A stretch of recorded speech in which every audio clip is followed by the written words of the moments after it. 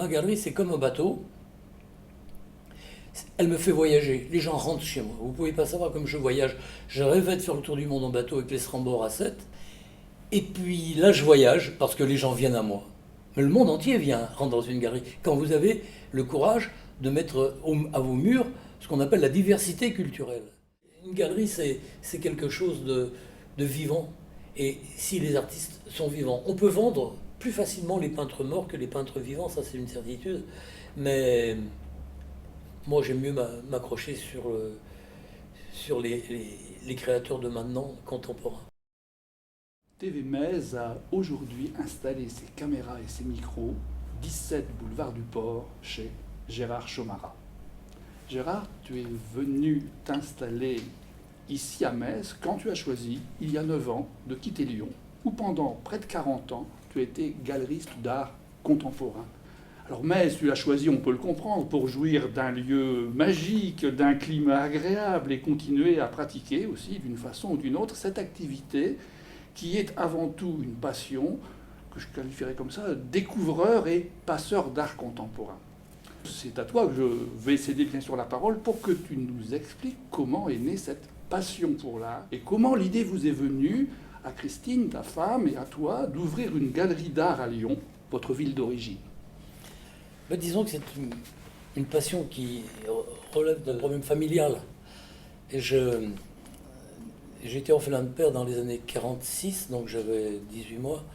Et mon père, qui était restaurateur, qui était surtout créateur d'objets après-guerre, qui avait une vie, qui était très jeune, il avait 23 ans quand il s'est tué en moto, en 46. Et il avait une vie très, très forte. Il avait été résistant dans le maquis de lin. Et là, il y aurait beaucoup à dire, on va s'arrêter là.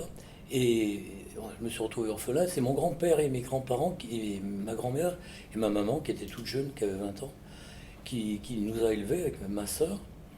Et mon grand-père me promenait, parce que j'étais le fils de son fils à lui, Marcel Chomara, qui était mort. Et il me promenait dans des lieux le dimanche où on allait voir passer les trains à la manufacture des tabacs. Et un jour, je suis rentré avec lui au musée des missions africaines, et je devais avoir 8-10 ans.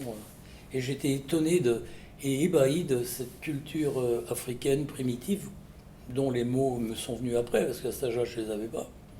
J'étais passionné par le monde animal, ce boa gigantesque qui me troublait terriblement quand je montais cet escalier. Donc ce musée était le musée des Pères Blancs, avec toute cette connotation coloniale qui est venue après, quand même, quelque part, de passé colonial, il faut le dire les choses. Et ta maman pratiquait la peinture aussi? Alors ma maman, ma grand-mère, avait autour de l'activisme de mon père, qui, après-guerre, créait des objets divers et variés, peignait des cravates, des boutons en cellulite qui venaient d'Oyonnax, là où mon père avait été résistant, qui est la première ville libérée de France. Après la Corse, il faut le dire, que ce petit commerce commençait à fleurir, être florissant. Il avait une moto pour faire ses livraisons. C'est là où le bas blesse. Il a eu cet accident avec cette petite moto. Voilà, donc, mais on avait un petit collectif, une grand-mère, une maman et mon père qui travaillaient autour d'objets artisanaux. Voilà.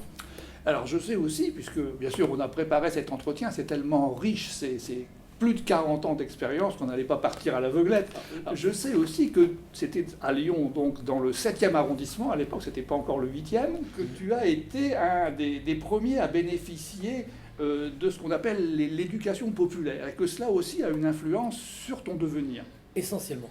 Essentiellement, c'est la chance de cette époque-là, j'espère qu'elle se répétera au XXIe siècle sur le petit territoire français, c'est d'avoir eu des hommes qui, après la résistance, le Conseil de la Résistance, ont créé des structures populaires. C'était André Philippe, je crois, le député, aidé par Malraux, bien entendu, et qui ont créé des lieux qui sont appelés plus tard Maison des Jeunes et de la Culture. Vous avez 15 ans dans un quartier et qu'on était toute une tripotée de jeunes hommes et jeunes filles de 14-15 ans en déshérence sociale. On avait nos pères qui avaient morflé pendant cette guerre. Et il y avait une grande propriété dans ce quartier, comme dans tous les quartiers, Montplaisir-Ville, où la Fondation Lumière a été créée plus tard. Il y avait la petite bourgeoisie lyonnaise et la grosse bourgeoisie lyonnaise qui avaient des propriétés, mais qui avaient plus ou moins collaboré. Et c'est la propriété de Néron de Champollion, qui était le patron de Razurel, qui avait reçu Barbie et toute son équipe dans mon Plaisirville, qui a été préempté par la ville de Lyon comme un lieu que j'avais pas trop quoi en faire. Et là, un projet s'est créé. Et un jour, on a vu arriver un monsieur qui s'appelait André Feller dans les années 60. Moi, j'avais 15 ans, 16 ans. Et il nous a dit, écoutez, les jeunes là, venez rentrer cette maison. Puis on était émerveillés, cette maison, elle était gigantesque, elle était délabrée. Il y avait un tennis qui était en friche, il y avait 2 piscines, une d'hiver et d'été pour les présentations de maillots de bain de ces dames avec la jante hitlérienne a dû se marrer pendant pas mal de temps là, dans notre bon quartier. On a eu ça, on a commencé à tapisser les murs avec des journaux publics, des choses simples, à avoir un baby-food. Et puis le responsable, André Freller, qui est un homme qui j'espère est encore vivant parce que j'ai beaucoup d'estime pour lui, a créé cette maison des jeunes avec notre volonté. Et là, tout de suite, Max Legnaud, qui est peintre, a lancé tout de suite une activité picturale qui, moi, m'a passionné et pour cause. Et donc, il y a eu des découvertes de fêtes. Et donc, c'est ce cheminement, et puis les cours d'éducation populaire sur l'art contemporain, parce que à cette époque-là, à 16-17 ans, moi, je n'ai pas fait des études secondaires, je suis brut de moule, mais j'ai eu la chance de trouver autour de moi des passeurs. Jean Albertini, un prof de littérature, un écrivain qui a fait un très beau bouquin sur Romain Rolland, qui m'a fait découvrir Picasso, qui m'a fait découvrir ce grand metteur en scène portugais qui était exilé, Carlucci. Et donc, il ne faut pas oublier qu'on vivait dans un quartier aussi populaire, malgré les résidences fastueuses des Frères Lumière, de Néron de Champollion, des opticiens Boulade ou des Berlier. Et alors, déjà à cette époque-là, je crois, est née cette passion d'aller fouiller chez les brocanteurs, d'aller regarder dans les cartons. Et je sais qu'il y a sur les murs, on les verra un peu plus tard dans l'entretien, des dessins, des toiles qui sont tes premiers achats et que tu as réalisés très jeune. C'est rare, ça, surtout à cette époque. Et tu n'avais pas de moyens, tu viens de le dire. Ben, c'est-à-dire que il y a eu la période du service militaire, il y a eu cette coupure qui a été aussi positive, parce qu'elle m'a fait venir dans le Languedoc, puisque j'étais dans la marine. Ça m'a fait découvrir les tantôt, ça m'a fait découvrir ce que j'aime maintenant.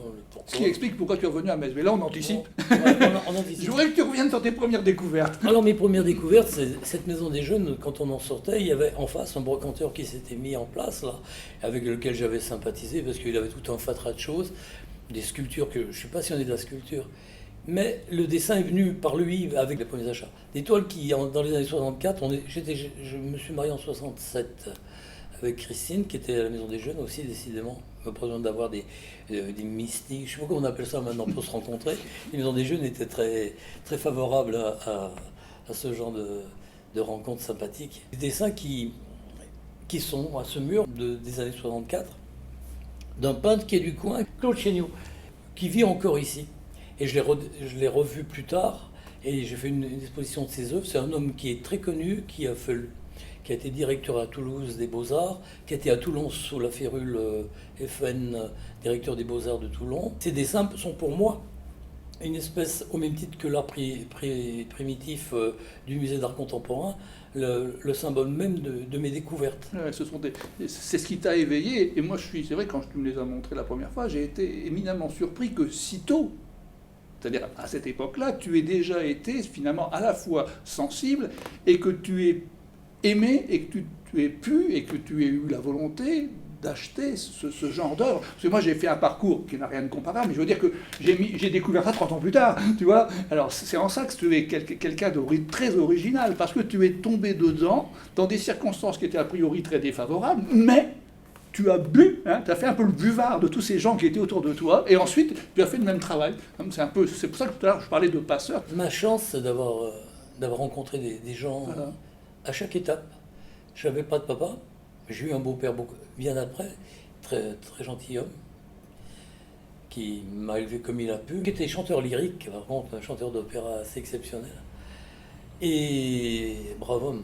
Oui, ma chance, c'est d'avoir rencontré à chaque étape, que ce soit des circonstances, des hommes et des femmes exceptionnels. Alors les femmes autour de moi ont été importantes parce qu'elles m'ont élevé. J'étais dans un monde féminin, mais je pense que ça a été très positif.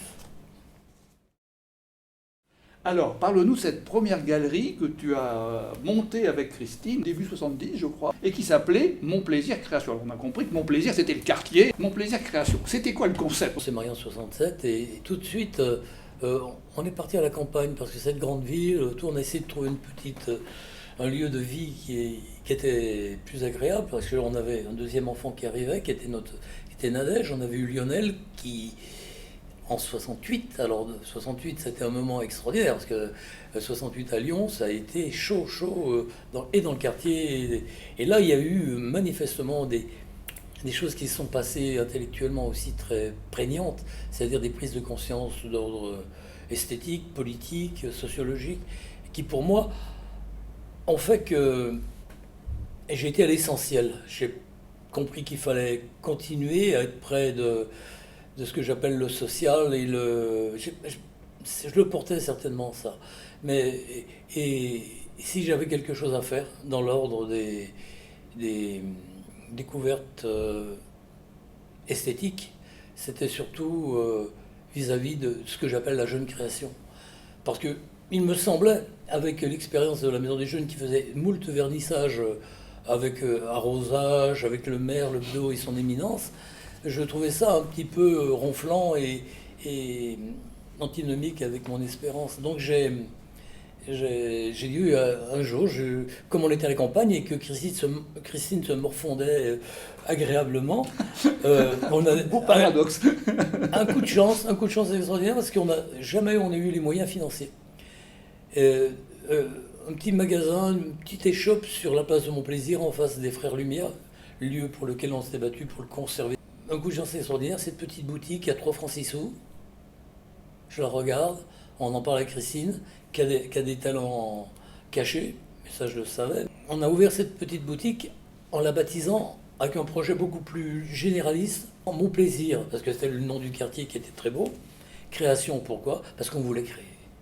Elle m'a réservé, on avait fait une petite mezzanine, où en bas elle mettait des objets de très grande qualité qu'on avait sur des artisans d'art. C'était vraiment des créateurs, c'est-à-dire des gens qui faisaient des pièces uniques.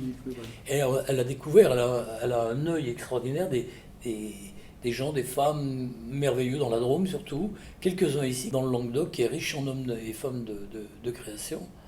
Et donc ça marchotait, c'était même pas mal, mais c'était hors, parce que le 7e arrondissement, tu disais tout à l'heure, est devenu le 8e arrondissement, très importante, qui s'est développée, commençait à avoir une autre dimension qui est devenue très bobo dans les années 2000. Et donc, nous on a monté ça dans des circonstances qui étaient les plus agréables, parce qu'il n'y avait pas... Donc on a pris un petit prêt, on a monté ça. Et moi, elle m'a laissé la mezzanine dans laquelle tout de suite j'ai fait des expositions. Alors, des expositions c'était des coups de cœur, qui étaient un peu anachroniques, qui étaient peut-être un peu anarchiques. Et c'est là où j'ai découvert un peintre de très grande qualité, qui est un Provençal, mais qui vivait à Lyon, Jean-Philippe Aubanel. Donc c'est dans les années 73, on ouvre cette petite... Ah non, c'est 75, mais c'est affolant quand je vois ça, quand je fais le flashback. Et Jean-Philippe, c'est un vrai poète. J'ai une belle pièce là, qui est sculptée par lui. C'est une des rares sculptures. En général, il fait des petits dessins qui étaient dans l'esprit très maticien, mais avec déjà les prémices de la figuration libre. D'autant plus que la première exposition qui s'est intitulée Figuration libre, le terme trouvé par Ben, a été exposée à Lyon par un homme, alors, autre rencontre extraordinaire, Ange-Marie Théodory, qui était un critique d'art, ami de Picasso, de Pignon, de tous ces gens-là. Et donc il a monté cette exposition Figuration libre, mais moi j'étais en retrait, je n'étais pas du tout partie prenante, mais je regardais, je buvais des yeux. Et là, il y a une première exposition de Combas, une des premières, il y en a eu une avant à Saint-Étienne, je crois, Combas, avec Ben, avec Jean-Philippe Aubanel, avec Boiron, Blanchard, 2-3 autres que je vais oublier. Les petites expos que tu fais sur ta mezzanine, ce sont des peintres locaux, puisque tu en es au début, tu n'es pas encore dans les grands noms, je présume là. Non, mais pas simplement des peintres locaux, non, parce que tout de suite, il y a eu quelque chose qui s'est passé. J'ai eu la chance d'être sur cette place magique, où déjà des journalistes venaient. Donc lieu de rencontre, lieu vivant, lieu qui s'ouvre, Voilà. Et donc, on met des peintres. Alors, tout de suite, ça a sonné parce que bon, il y a les journalistes sont venus. Il y a eu très rapidement un climat d'acceptation de mon projet. Mais mon projet, comme il s'appelait Mon Plaisir Création, et que j'avais la chance, grâce à cette maison de la culture, des jeunes et de la culture, où il y avait des vieux quand même, parce que c'est un peu... Ah, les jeunes vieillissent hein, aussi. Voilà, oui, vous dites, oui, parce que 50 ans après, il me demande de retourner là-bas. Jean-Philippe Bobanel, qui a le Grand Prix de Paris de peinture, tout de suite dans la foulée, qui a un destin énorme, avec lequel j'ai fait 10 ans après la première exposition d'hologrammes, parce qu'il était complètement fou ce type. Quand il est interviewé par un journaliste, donc il a le premier prix de Paris, il est logé dans la villa de Paris, et il dit, on lui pose la question, et comment vous voyez le futur? Mais le futur c'est le laser, ça sera mon pinceau le laser.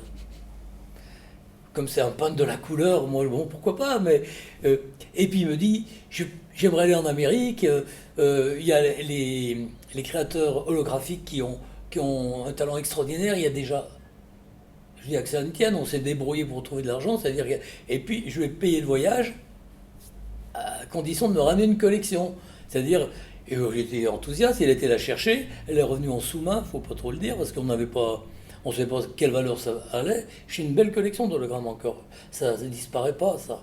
Et j'ai fait la première collection d'hologrammes dans Mon Plaisir, où les gens, en face du musée des Frères Lumière, qui était quand même... Oui, il y a un lien. Qui était étonné d'ailleurs que ce petit bonhomme ait le courage de faire un truc complètement dément. Ce qui explique que le petit bonhomme est devenu grand, parce que finalement, entre...